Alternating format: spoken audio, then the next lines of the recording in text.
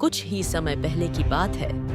एक गांव में सुनीता नाम की एक औरत अपनी दो बेटी मंजू और सुमन के साथ एक छोटे से कुटिया में रहती थी। सुनीता के पति का कुछ समय पहले ही इंतकाल हो गया था, इसलिए बबीता सोचती है कि उसकी बेटियों की शादी जितनी जल्दी हो जाए उतना ही बेहतर है। अरे पंडित जी, मैं आपसे कितनी बार कहा है, मेरी बेटी जवान हो गई है, कोई अच्छे से रिश्ता देखकर बताओ लड़की के लिए। मेरी दोनों लड़की 21 साल की हो गई है, आखिर में कब तक इनको घर पर बैठा कर रखूंगी। अरे सुनीता, मैं बहुत जगह बात किया, लेकिन हर कोई दहेज मांगता है।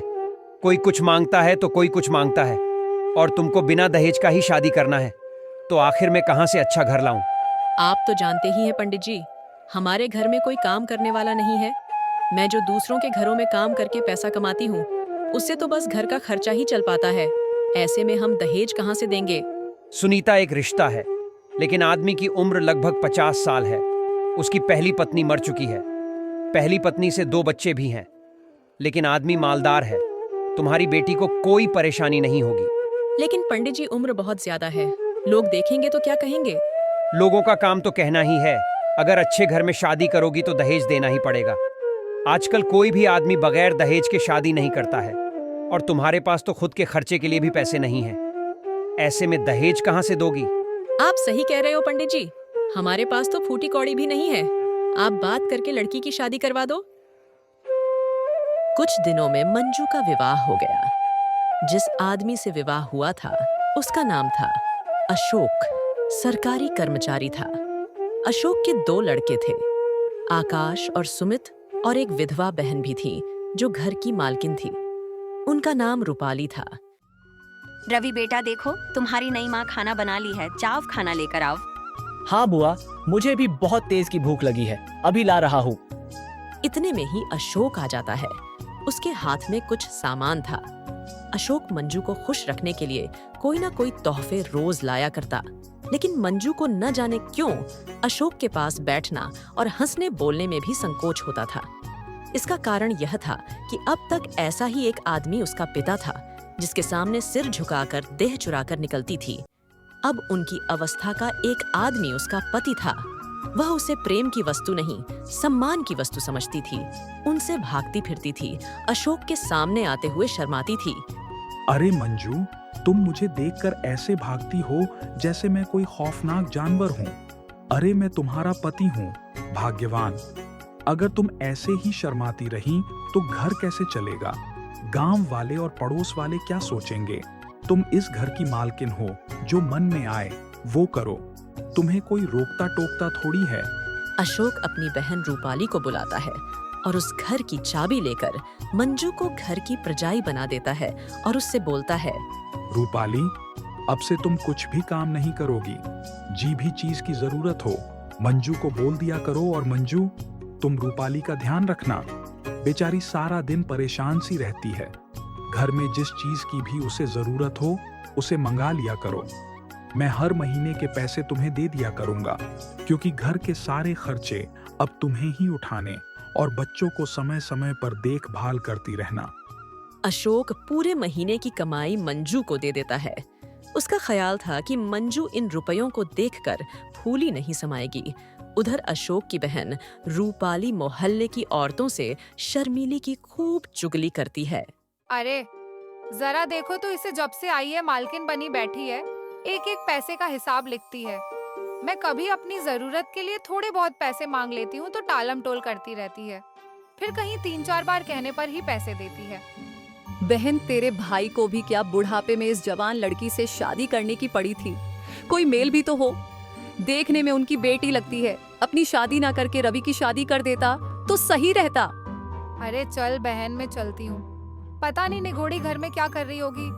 बच्चे स्कूल से आने ही वाले होंगे, चल के देखती हूँ खाना बनाया है कि नहीं, कहीं बच्चे भूखे तो नहीं बैठे। रूपाली उस दिन से मंजू से जलने लगी थी, जब से अशोक ने उसके घर का प्रजाई बना दिया था। रूपाली हर वक्त मंजू को अच्छी बुरी सुनती थी और उस पर नए नए आरोप लगाती थी।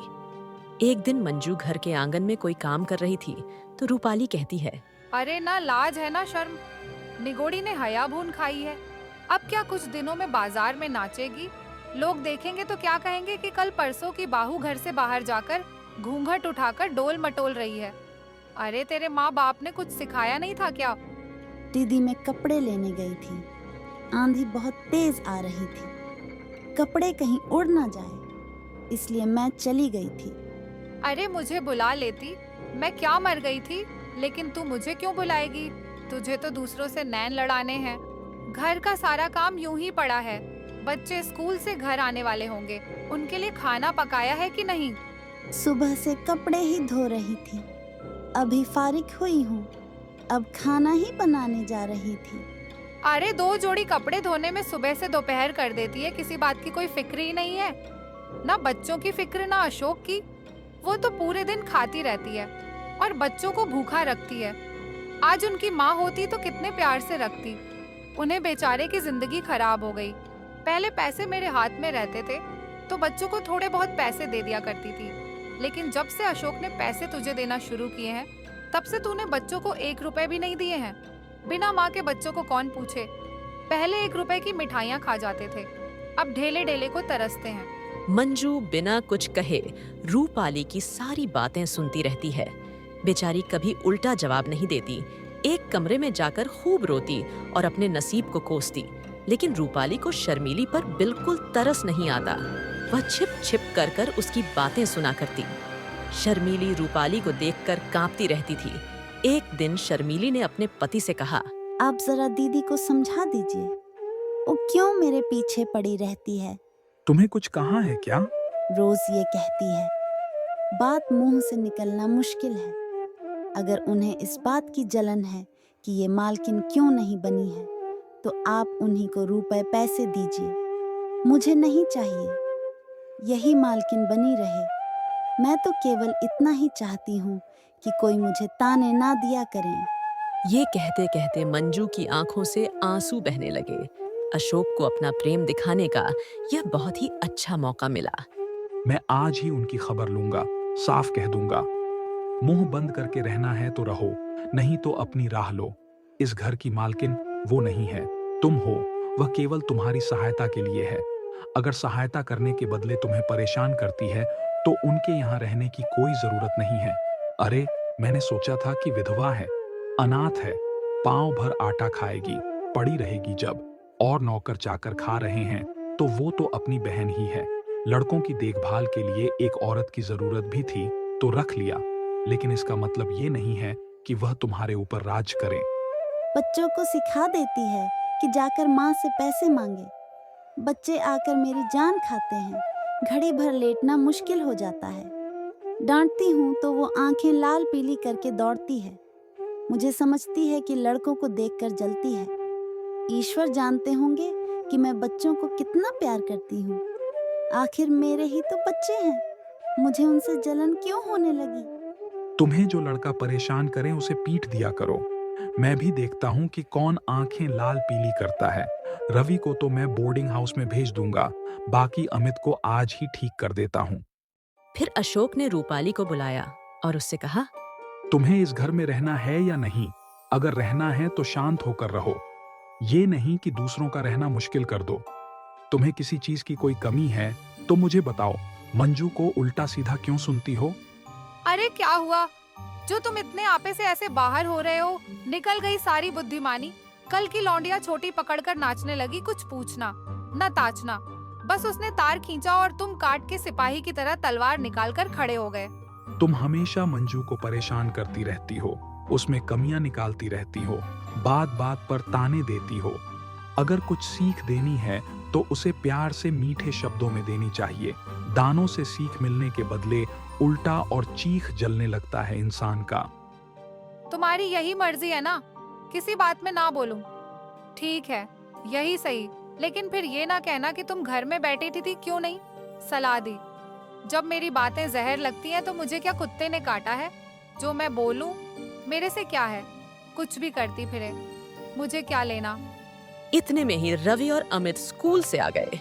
आते ही दोनों बुआ जी के पास जाकर खाने को मांगने लगे। जाकर अपनी नई अम्मा से क्यों नहीं मांगते? मुझे बोलने का हक नहीं है। आज से मुझे कुछ नहीं मांगना, जो लेना है अपनी नई अम्मा से लेना। फिर अशोक दोनों बच्चों को धमकाते हुए कहता है, अगर तुम दोनों ने अपनी माँ को परेशान किया तो दोनों की टांगे तोड़ दूंगा। अरे सारा दिन यहाँ से वहाँ फिरते रहते हो, थोड़ा बहुत पढ़ भी लिया करो। अगर मैंने दोबारा सुना कि तुम दोनों ने अपनी माँ को परेशान किया तो तुम्हें बाहर भेज दूंगा पढ़ने के लिए। उनको तो आप कुछ नहीं कहते, हम ही को धमकाते रहते हो। कभी भी पैसे वैसे नहीं देते, हम स्कूल यूं ही चले जाते हैं। सब बच्चों के पास स्कूल में पैसे होते हैं और हम बिल्कुल खाली जाते हैं। वो कहती है अगर मुझसे कुछ मांगोगे तो परेशान करोगे तो कान काट दूंगी। मैंने कब कहा था कि तुम्हारे कान काट लूंगी? अभी से झूठ बोलने लगे हो? झूठ की भी हद होती है। मैं तुम्हें कितनी प्यार से रखती हूँ कि कोई बुराई ना दे। सौतेली माँ बच्चों को परेशान करती है। मैं तो खुद नहीं खाती, लेकिन तुम दोनों को दे देती हूँ। इतना सुना था कि अशोक ने अमित के दोनों कान पकड़कर उठा दिया। लड़का जोर से चीख मार कर रोने लगा। रूपाली ने दौड़कर बच्चों को अशोक के हाथ से छुड़ा लिया और बोली, अरे बस रहने भी दो, बच्चे को क्या मार डालोगे? हाय हाय हाय, कान लाल हो गया। सच कहाँ है, नई बीवी पाकर आदमी अंधा हो जाता है अभी से। ये हाल है तो आगे इस घर का खुदा ही मालिक है। मंजू से बच्चों के कान का दर्द देखा ना गया। वह छुड़ाने को दौड़ी थी, लेकिन रूपाली पहले ही पहुंच गई थी। पहले आग लगा दी, अब बुझाने दौड़ी हो। जब अपने लड़के होंगे तब आंखें खुलेगी। पराई औलाद का दर्द क्या जानूं?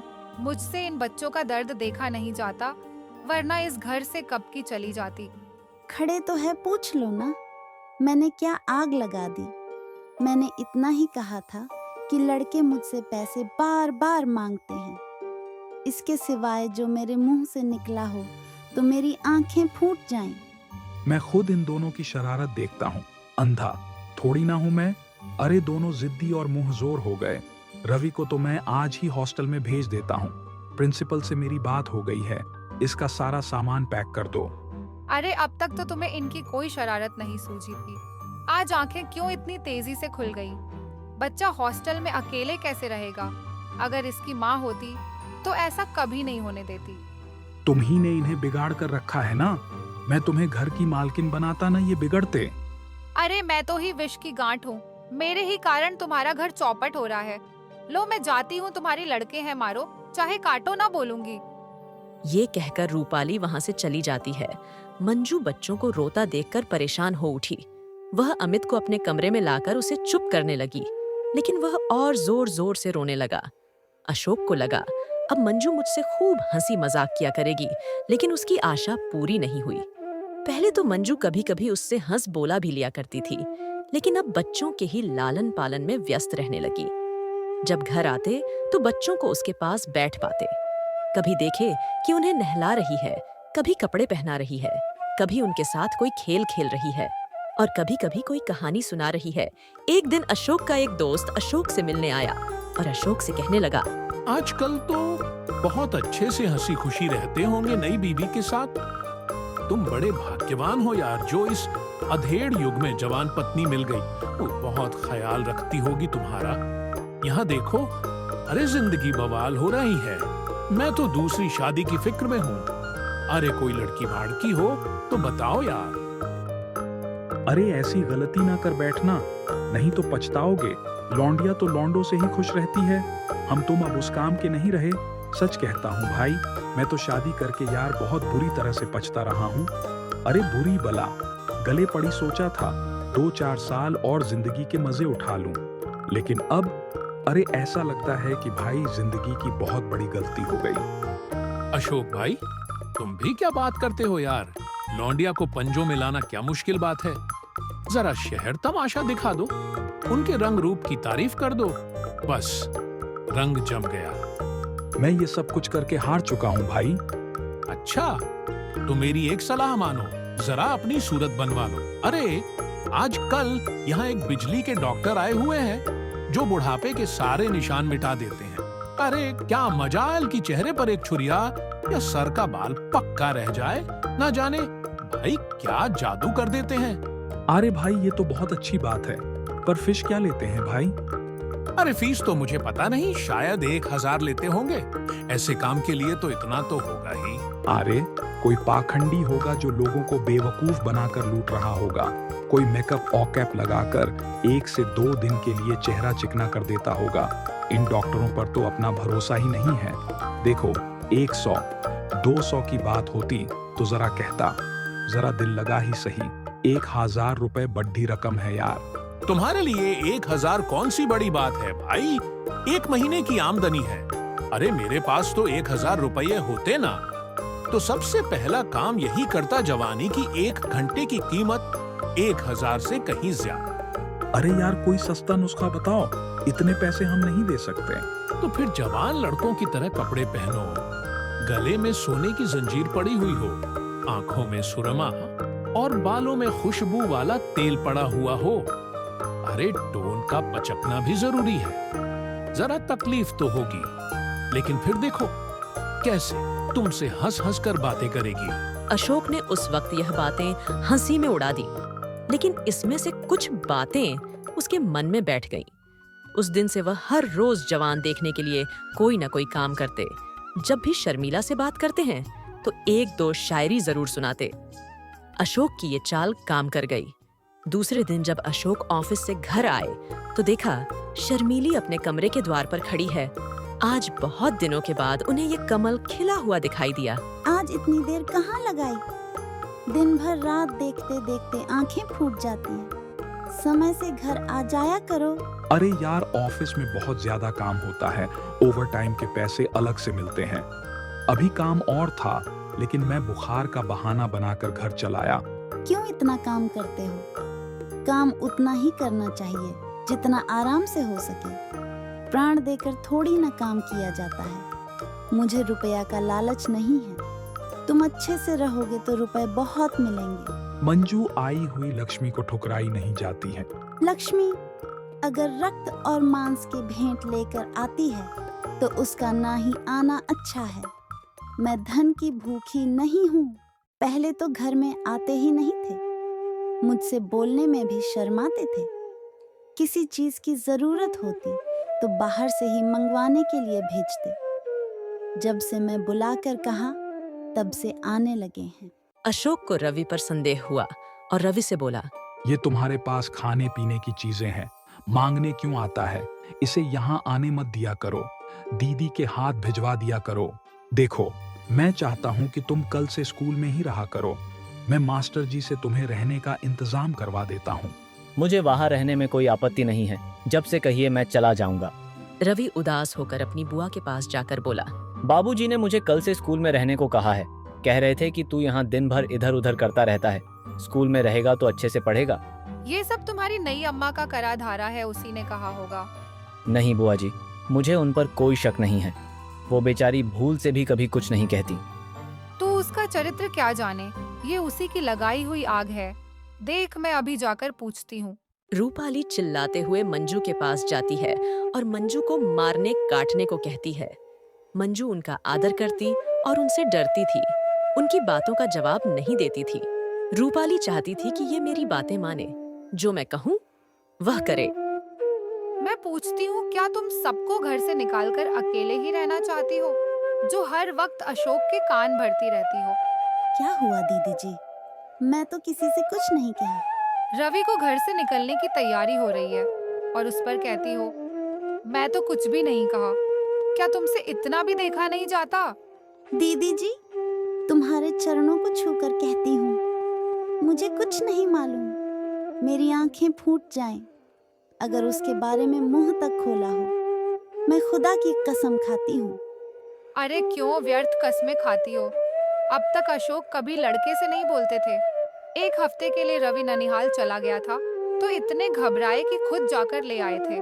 अब इसी रवि को घर से निकलकर स्कूल में रख देते हैं। अगर लड़के का बाल भी बांका हुआ तो तुम जानोगी।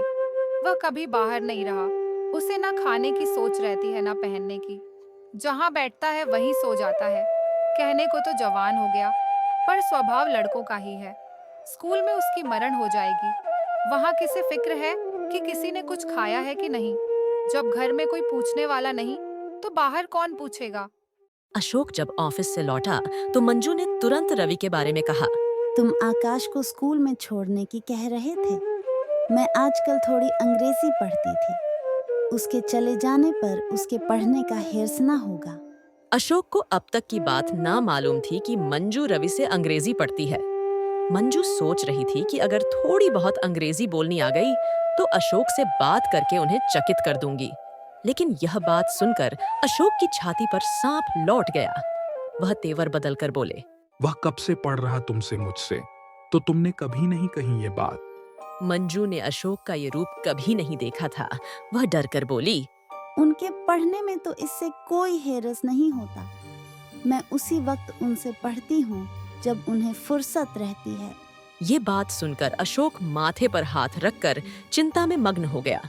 उसने जितना समझा था बात उससे कहीं अधिक बढ़ गई थी। अशोक को अपने ऊपर गुस्सा आया कि मैंने पहले ही क्यों ना इस लौंडिया को बाहर रखने का प्रबंध किया। आजकल जो ये महारानी इतनी खुश दिखाई देती है, इसका रहस्य अब समझ आया। पहले कभी कमरा इतना सजा धाजा ना रहता था। अशोक अगले ही दिन रवि को हॉस्टल छोड़ आता है। हॉस्टल में जाने के बाद रवि अपनी पहली माँ को याद करके बहुत रोता है। ना कुछ खाता है ना कुछ पीता है, जिससे उसका शरीर सूख जाता है। जब ये बात मंजू को पता चलती है तो वह बहुत परेशान होती है। अमित, तुम स्कूल जाकर रवि को बुला लाओ, कहीं वह बीमार ना हो जाए। वहाँ कोई देखभाल करने वाला भी नहीं है। तुम रवि से कहना, माँ बुला रही है, तुम्हें बहुत याद करती है। माँ, मैं कल जाकर भैया को बुला लाऊंगा। तुम इतनी चिंता क्यों करती हो? देखो कैसा हाल हो गया है तुम्हारा। अगले दिन सुमित रवि से मिलने जाता है और रवि से कहता है, भैया जी, अम्मा तुम्हें बुला रही हैं। जब से तुम यहाँ आए हो तब से उन्होंने कुछ भी नहीं खाया। दिन पर दिन कमजोर होती जा रही है, सारा दिन बस रोती रहती है। लेकिन जब बाबूजी आते हैं तो वो बाबूजी को खुश रखने के लिए हंसने लगती है। जब मैं कल यहाँ से गया ना तो तुम्हारा हाल पूछने लगी। मैंने कहा, वो तो कहते थे कि अब इस घर में कभी कदम नहीं रखूंगा। मैंने तो कुछ झूठ तो कहा नहीं, तुमने ही मुझसे कहा था। उनका इतना ही सुना कि फूट फूट के रोने लगी। इतने में बाबूजी आ गए। बस तुरंत आंखें पूछकर मुस्कुराते हुए उनके पास चली जाती है। 2 दिन में वह कितनी पतली हो गई है, तुम्हें ये देखकर उन पर दया आ जाएगी। तो चलो ना मेरे साथ। अब वो समझ जाता है और खुद से ही कहने लगता है, आज तक किसी पिता ने अपने पुत्र पर ऐसा कलंक नहीं लगाया होगा। बाबूजी को मुझ पर यह संदेह क्यों हो रहा है? इसका क्या कारण है? मुझ में उन्होंने ऐसी कौन सी बात देखी जिससे उन्हें यह संदेह हुआ? हाँ, अब याद आया, मैं नई अम्मा से कुछ खाने के लिए मांगने गया। बाबूजी उस समय वहीं बैठे थे। उसी वक्त उनका चेहरा तमतमा गया था। उसी दिन से नहीं, अम्मा ने मुझसे पढ़ना छोड़ दिया। अगर मैं जानता कि मेरा घर में आना जाना, अम्मा जी से कुछ कहना सुनना और उन्हें पढ़ना लिखना पिताजी को बुरा लगता है, तो आज ये नौबत नहीं आती। और नहीं अम्मा, उन पर क्या बीत रही होगी। हाय उनका सरल हृदय, ये बात कैसे सहेगा? बेचारी मुझे अपना बेटा समझती थी और पिताजी मुझ पर शक करते हैं। अम्मा ने 2 दिन से खाना नहीं खाया, हर समय रोती रहती है। कैसे जाकर समझाऊं वो इस अभागे के पीछे क्यों अपने को परेशानी में डाल रही है? वो बार बार मेरा हाल पूछती है, क्यों बार बार बुलाती है। कैसे कह दूं कि माँ, मुझे तुमसे जरा सा भी शिकायत नहीं। मेरा दिल तुम्हारी तरफ से साफ है बाबूजी, तुम ये क्या कर रहे हो? इन ख्यालातों से रवि की तबीयत बहुत ज्यादा खराब हो गई और उसे एक बहुत ही बड़ी बीमारी हो गई। डॉक्टरों ने लाया, लाज बीमारी बता दी। इससे अशोक बहुत परेशान हो गया। उस अनर्थ की कल्पना से ही अशोक के रोंगटे खड़े हो गए और कलेजा धक धक करने लगा। वो जो आग अपने हाथों को सेकने के लिए जलाई थी, अब उनके घर में लगी जा रही थी। इस करुणा, अशोक, पश्चाताप और शंका से उनका दिल घबरा उठा। अगर उसके गुप्त रोने की आवाज बाहर आ जाती तो सुनने वाले रो पड़ते, उनके आंसू बाहर निकाल सकते। उन्होंने अपने बेटे के बैरन चेहरे को प्यार भरी निगाहों से देखा और डर से बेहाल होकर उसे अपनी छाती से लगा लिया और इतना रोया कि हिचकी आने लगी।